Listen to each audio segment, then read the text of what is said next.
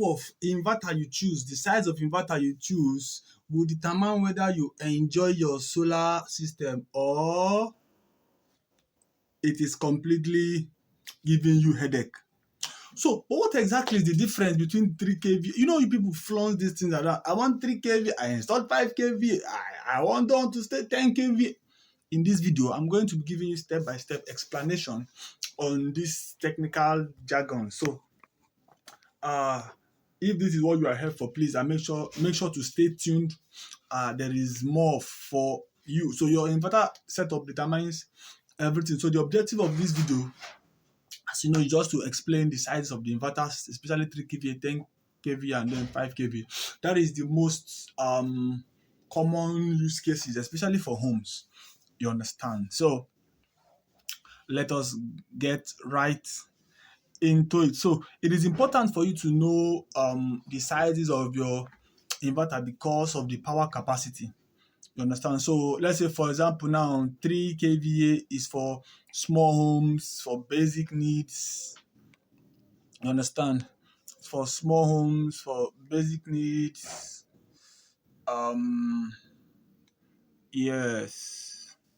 So so if you want to power things like lights, TV, fans, decoder, and a small fridge, 3 kVA can actually work. So, but if you are looking at medium home, moderate load, you understand, you have multiple lighting points, you have so many rooms, like 3 rooms, 4 rooms.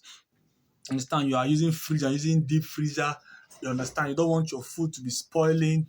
Yes, your wife has a deep freezer where you people cool your vegetables. You will need something higher. You understand? You're also using washing machine. You understand? You're using multiple fans. You need a 5 kVA. You need a 5 kVA system. Then for 10 kVA systems, you will need something more sophisticated. Maybe you want to do air conditioners. You understand? You want to do water pumps. You want to do multiple fridge. You understand? You want to do heavy appliances. That is the difference, and the difference is so clear. It's so clear. It's so clear. All right. So what does KVA means? Now, what does KVA means? I said I will not go to technical jargon. However, this one is a little bit important. So KVA is kilovolt ampere. Kilovolt what? Say it after me. Kilovolts. I cannot hear you. All right. So KVA is not the same as kilowatt. Some people usually mistake it. So KVA is kilovolt ampere. You understand? It measures the inverter capacity. You understand? Yes, exactly. And that is exactly what I mean. You understand? So inverters are rated in kVA because they handle both real power, kilowatts, and apparent power. You understand? So more kVA means your inverter can start heavy appliances and carry heavier loads. So that is what it means. So if you are using for example, you are using, let's say, uh 3 kVA, you understand. So, and also one thing about kVA is it shows you how much power your inverter can handle. It determines how many appliances can run at the same time. Understand? So higher kVA means higher load handling capacity. So 3 kVA can handle up to 2.4 kilowatts. You understand? It's best for light loads, as I've said, for fans, for fridge, for decoder, for small fridge. It's perfect for small homes, apartments, bachelors, homes, low energy usage homes. You understand? So if you're talking about 5 kVA, it can handle up to 4.0 kilowatts. Best for moderate loads for your fridge, your fans, your washing machine. Understand? So great for families and homes with moderate appliances. Understand? So if you are receiving value from this video, please make sure you like this video. It helps the algorithm to show it to more homeowners like you so that they can understand what they are going into. And so what if you're talking about 10 kVA, we are talking about it can handle up to 8 kilowatt of load. Yes, 8 kilowatt of load carrying capacity. It means how many can it how many how often or how large. Right now, it is of importance for me to explain this. So when we say a small home, we don't mean whether if it is a bungalow or a two-bedroom flat. That is not how we size a small home. We size a home based on its use, because in people's one bedroom, they are using two ACs, they are using uh, fridge, freezer, they are using washing machine. So that one is no more a small home according to system sizing for your solar setup.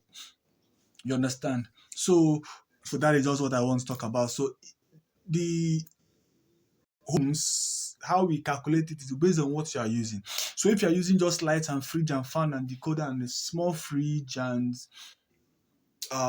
charging your phones and all those things, then it's qualified to be called a small home. But if you are using multiple lights, you are using multiple TVs, you're using multiple fans, fridge plus freezer, washing machine, moderate plus daytime load, that means it is now a moderate home.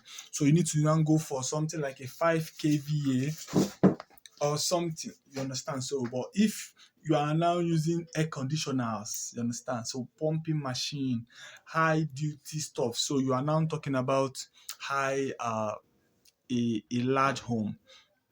I hope you understand. So, if it is 3 kVA, you can just take a screenshot of these and then just understand. So, it is unlimited light, you understand. Set of fans can use two or three.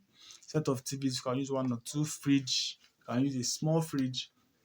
Understand? So freezers is not recommended. AC is not recommended. Water pumps is not recommended. If you are using microwave for a 3 kVA system, is a limited use. Understand? Washing machine is limited. When I say limited use, I mean small usage, especially when the sun is out. Later, we're going to be explaining how um you use your load, you maximize your solar system so that you are going to get more out of it. But for this video, if you're enjoying this video, please make sure you click that subscribe button. It helps the algorithm to push this to more homeowners. Then if it is for 5 kVA, that 5 kVA, it can power up to 4,000 kilowatts. Understand? So you can now use your fridge and freezer, and then a pump, a limited. So when I say limited use, I mean most times when the sun is out, say from 11 to say 2:30, when the sun is out, and then you can use what you are doing. So for 10 kVA, then that one is unlimited. It's not unlimited though, unlimited, but it is. So you can use two or three freezers. You understand? Yes. Like one installation that we went for, the man uses two freezers and one fridge is on 10 kilowatts. He uses two um inverter ACs is on 10 kilowatts. He uses his this thing that they're using to blender, yes, is on 10 kilowatts. So you can go as high as that for something very powerful. You understand? So as we let me tell you some common mistakes to avoid when using your inverters. Buying undersized inverter, please do a proper load analysis by an expert before you go and choose the wrong choice of inverter. You understand? Another mistake is overloading the system. Know what you want to put. Now, some clients are deceptively deceptful. They will usually tell you, I don't have much thing in my house. I just have fridge and fans. You understand? But they have pumping machine, but they will not tell you. There is one AC that is hidden somewhere, but you will not know. So when they now come, they'll now. So some people still think that solar is like your grid, your NEPA light. Once there is light, let's plug everything. Okay, it's not like that. You understand? So you need to start changing how you think about power so that you know how to manage your electricity. You understand? So another mistake is choosing cheap inverters. Choosing cheap inverters, it can be a very big mistake. It's better you buy one expensive inverter that is high quality than choosing cheap, because you always go back and buy the expensive one after the cheap one has failed you. You understand? So running heavy appliances on small inverters. So these things are what you must avoid. You understand? So in our next video, I'll be talking about load analysis. I'll be talking about how to calculate your load, because that is what informs your choice of inverter. Please stay tuned.